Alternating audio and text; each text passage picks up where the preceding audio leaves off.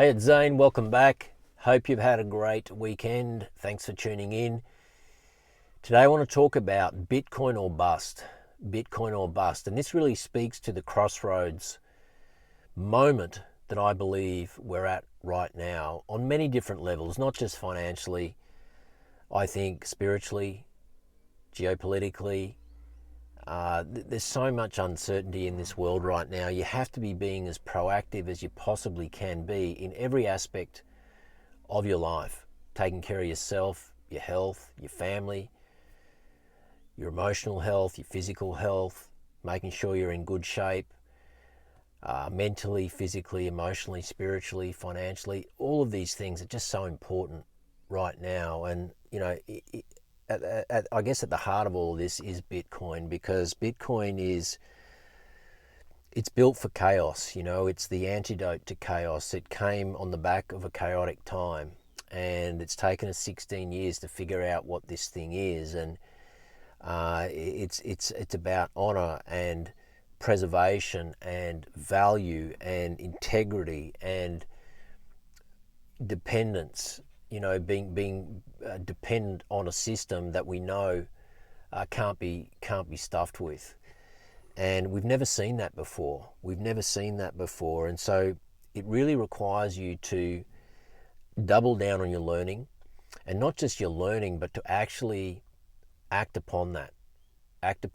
And I know that it's so easy these days to be a consumer of information.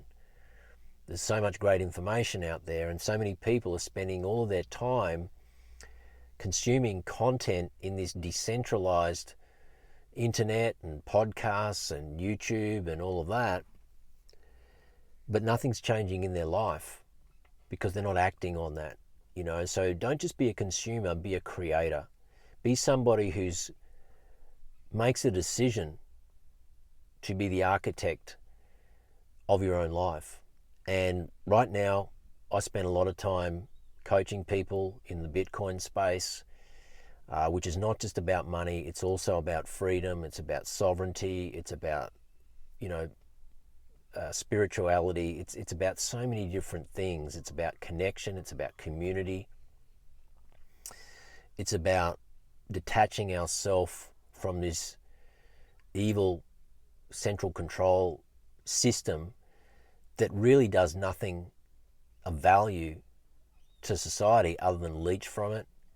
And the more you start to realize that, and all the institutions that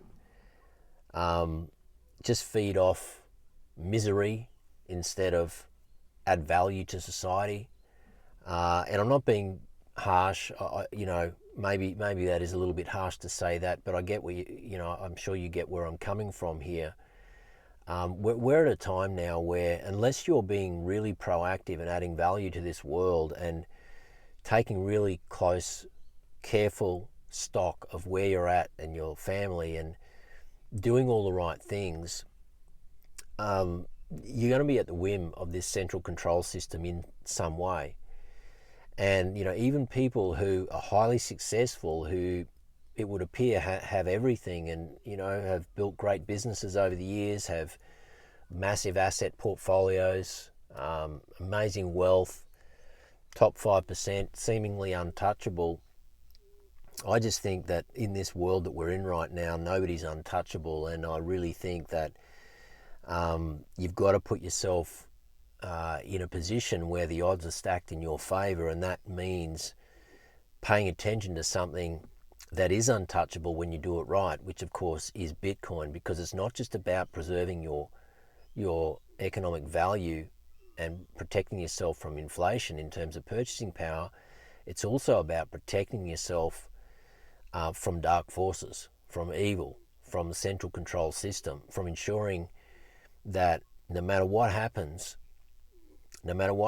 you and only you have the ability to have control of your financial life, of your wealth, of your money. Be your own bank. Be the head of security of your own financial life. And I know that sounds daunting for many people. And, if it makes you stop watching this video, well, I'm sorry about that. But sometimes you have to just say things the way they are in order for people to actually contemplate and take stock of where they're at and start taking action on all of this. And this isn't a time for us to sort of be politically correct or to say things in a nice way. We just have to say things the way that they are. And so we just have to understand that Bitcoin is built for chaos. You have the opportunity right now to start protecting and preserving your financial life, your retirement account, to rotate underperforming assets that you feel are under threat. If you look back at, just say if you've got a real estate portfolio and you're looking at what's going on, depending on what state you're in around you and the rule changes and things that are happening, and you ask yourself, is this what I signed up for? And if you ask yourself that question and you can honestly say that, no, this is not what I signed up for, this doesn't feel right, I don't like where this is going, then you need to do something about it. And there is an option for you, and it's called Bitcoin, but you've got to pay attention to it. You've got to spend some time learning about it. Book a session with me if you'd like to do that, and I'll help you along your way. I'll give you some resources. I'll give you a simple game plan for yourself based on where you're at for you to go and take action on if you're ready to do that. But the thing is, you've got to do the learning. You've got to be proactive. You've got to be willing to realize and to trust your intuition and your gut, and to say, you know what, I have to do something. And this is maybe not the entire solution, but it's definitely a significant part of it. So you have to understand that fiat currencies always go to zero, and eventually they die. And I know we've had the US dollar sitting around for 100 years and the Australian dollar's not that far behind, but the thing is that we have to understand that since 1971, both of those currencies have lost over 90% of their value since they've been backed by nothing. 1971, up until that time, currency was backed by gold, the US dollar being the reserve currency of the world coming out of World War II. Inadvertently, all of the other currencies that were pegged to the US dollar were also backed by gold. But of course, since that time, 1971, they've been backed by nothing, and people are losing faith. The only thing that those currencies have ever been backed by is just pure faith. But now people are losing faith. Why? Because they can see the impact of that. They're starting to feel it in their own life, right? People who are starting to put two and two together and realize, well, this is not quite right. It's not right that people have worked for 30 or 40 years and then they go and look into their superannuation fund and they realize that 300,000 or 400,000 is no longer enough. That might only last you for 10, 12 years, but what if you've got 25 years to live? Then what? So we've been sold this complete lie, right? And so if you have your money sitting in an industry super fund and it's doing 7 or 8%, which is all that it's ever going to do, but real inflation is running at 13, 14, 15%, through no fault of your own, but due to currency debasement, and they're just going to keep printing money. Why? Because they need to keep demonetizing the debt. What does that mean? It means they need to keep asset prices high. Why do they need to do that? Because there's so much debt in the system. If they allow asset prices to fall, the entire system will collapse. So you have to understand that in a debt-based system, it is inherently insolvent. The only way you can keep a debt-based system solvent is by continuing to issue credit. When you issue credit, what are you doing? You're driving inflation. When you drive inflation, what are you doing? You're creating a growing wealth gap. When you create a growing wealth gap, what's happening? The rich are getting richer and the poor are getting poorer. This is exactly what's happening. What eventually happens is they have to come in and create socialism. Why? Because the middle class disappears. They can no longer self-sustain. What you end up with is a two-tiered Hunger Games society.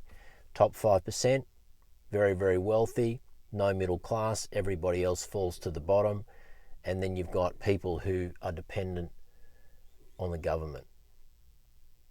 Here we have it, socialism. And we already know in this country that over 50% of the workforce are in some way dependent on the government for in terms of their income and employment. That is a problem.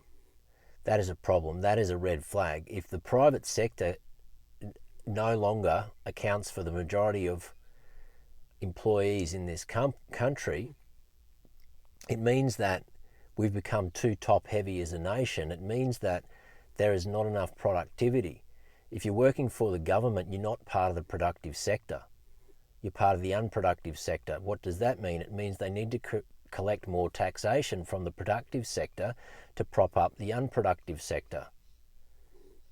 Can you see what's happening now? Now you start to bring AI into all of this. Then what? Then you've really got a problem. Because more and more people who are in the private sector are going to lose their professions, their jobs to AI. And now you've really got a problem. Because you haven't, got half the people now working for the private sector. You've got a lot less working for the private sector, because the private sector, they're engaging resources that cost them $5 a month instead of $120,000, $150,000 a year, right? Because they understand the game. It's all about infinite efficiency.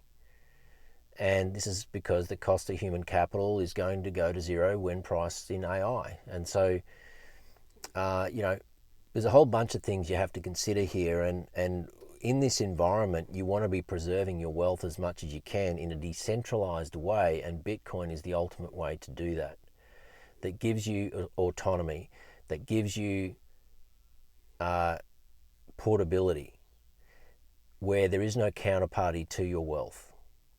Okay, which means there's nobody else who can call the shots.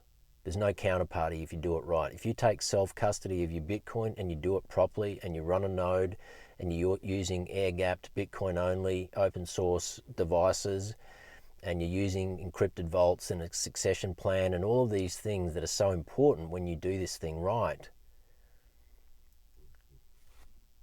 you're good to go. You basically have the opportunity to take your wealth with you at any time if required, if you don't like what's happening in the environment that you're in. So it's all about optionality. Nobody's saying pack up your stuff and go. What I'm saying is give yourself the options, so that if things do take a turn for the worse, you have options that others do not have. That's the name of the game right now.